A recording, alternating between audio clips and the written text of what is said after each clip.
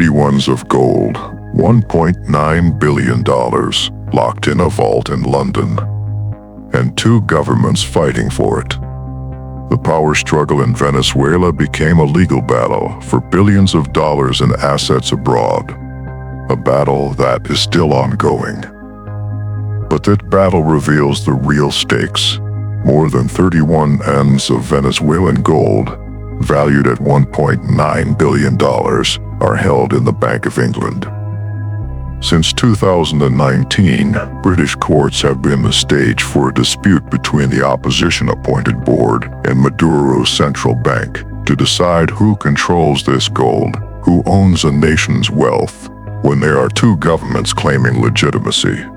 Gold disappeared from Venezuela. It reappeared in Turkey, and then vanished again. To circumvent sanctions, Venezuela found an unexpected partner to sell its gold, and the operation was worthy of a spy movie. But the trail led directly to Istanbul. U.S. Treasury investigations revealed that between 2018 and 2021, Turkey became a hub for Venezuelan blood gold. The gold was extracted, taken to Turkey, refined, and sold on the world market, a day reported by FinCEN in 2022. How are these alternative financial networks making international sanctions obsolete? Two nations under siege, both with oil, both desperate. So they made a deal. Another country under heavy U.S. sanctions became a vital ally for Venezuela. Together, they form what they'll call the axis of the sanctioned. But this alliance was more than political. In 2020, with Venezuela's refining industry in collapse, Iran sent a flotilla of tankers with 1.15 million barrels of gasoline to the ton. In return, Iran received payment in gold, as reported by the Associated Press in 2020. Does the alliance between Venezuela and Iran, two of the world's largest energy reserve holders, represent a new threat to the U.S.-led global order? In Japan, a decision was made, thousands of miles away, and Venezuela's fate was sealed. A monetary policy shift thousands of miles away can impact Venezuela, and the impact can be devastating. But this impact was intentional. For decades, Japan had near-zero interest rates. In a recent year, the Bank of Japan began to signal the end of this policy. According to the IMF, this could withdraw more than $2 trillion of liquidity from global markets. He stated in a REIT report, "In a world with less easy money, what happens to regimes like Maduro's, which depend on external financing?" Russian bombers landed in Venezuela. They had nuclear weapons, and the world held its breath. The growing Russian military presence in Venezuela has drawn comparisons to one of the most dangerous moments in history. But is it an exaggeration, or is it a warning we were ignoring? In December 2018, Russia landed two Tu-160 strategic bombers with nuclear capability in Venezuela. The U.S. Secretary of State at the time, Mike Pompeo, touted two corrupt governments squandering public funds. Is the presence of Russian nuclear-capable military equipment in America's backyard just a bluff or a real risk? Is the world dangerously close to a new missile crisis?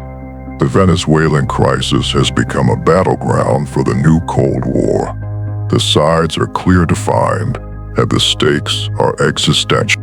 A REIT study by the Council on Foreign Relations, or CFR, mapped the support for Maduro, showing that 85% of financial and military support came from Russia and China, while 90% of diplomatic pressure came from the US and the EU. Is Venezuela a sovereign actor in its own crisis, or has it become just a pawn in the power reign between the US, China, and Russia? Russia sent weapons. Russia sent money. Russia sent advisors. But what did Russia want in return? Russia's support was crucial for Maduro's military survival, but it wasn't free. Venezuela's debt to Russia is estimated at over $17 billion.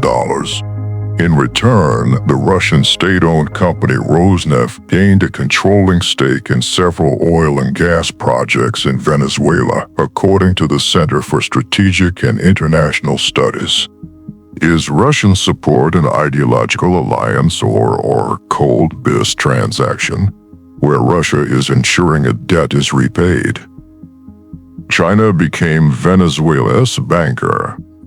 It lent $60 billion, and now it owns Venezuela's future. Supporters say it's an alternative to the IMF. Critics call it debt trap diplomacy. But the numbers tell the real story. Since 2007, China has lent more than $60 billion to Venezuela. In a year, Venezuela still owed about $20 billion, and the promised oil production for repayment was far below what was agreed, according to the China-Africa Research Initiative. Is China a savior, or a new colonial power that uses debt to control the resources of vulnerable countries? 3 countries, 1 label, and a narrative that justified everything. The U.S. created a narrative that grouped its main adversaries in Latin America. Was it an accurate description or a matted ploy? But the timing was suspicious. The term Troika of tyranny was coined by National Security Advisor John Bolton in 2018, referring to Cuba, Venezuela, and Nicaragua as the cause of immense human suffering. Was grouping these 3 countries a way to simplify the region's geopolitics for the American public, justifying a more aggressive foreign policy? Latin America couldn't unite even against a common enemy. And that division was fatal. The Venezuelan crisis fractured Latin American unity. Ideology spoke louder than pragmatism, but the fracture revealed deeper tensions. In 2019, the Lima Group, with 14 nations, opposed Maduro. However, CELAC, which includes 33 nations, never reached a consensus, with countries like Mexico and Uruguay advocating for neutrality. Why was Latin America unable to find a unified solution to the crisis in its own backyard? Brazil and Venezuela were neighbors. Then, they became strangers. Now, they are enemies. Brazil's foreign policy towards Venezuela changed radically. The numbers tell the full story, but the numbers hide a deeper betrayal. Bilateral trade between Brazil and Venezuela, which peaked at $6 billion in 2012, plummeted to less than $200 million in 2020, a 96% drop, according to Brazil Ministry of Economy. Should a country's foreign policy be guided by commercial interests or ideological affinity? The case of the Brazil-Venezuela relationship shows the cost of each choice. Colombia opened its borders. 3 million Venezuelans crossed, and a nation transformed. No country felt the human impact of the crisis like Colombia. Was it an act of solidarity or necessity? But the burden was unsustainable. Of the more than 8 million Venezuelan refugees, Colombia has taken in almost 2.9 million. In 2021, the Colombian government granted temporary protection status for 10 years to 1.7 million Venezuelans, and reported by Migración Colombia and the UNHCR. Was Colombia's decision an unprecedented act of solidarity or a pragmatic necessity to formalize a situation that was already unsustainable? Europe tried a middle path between pressure and dialogue. But was it effective? Europe tried a middle path between pressure and dialogue. But was it effective?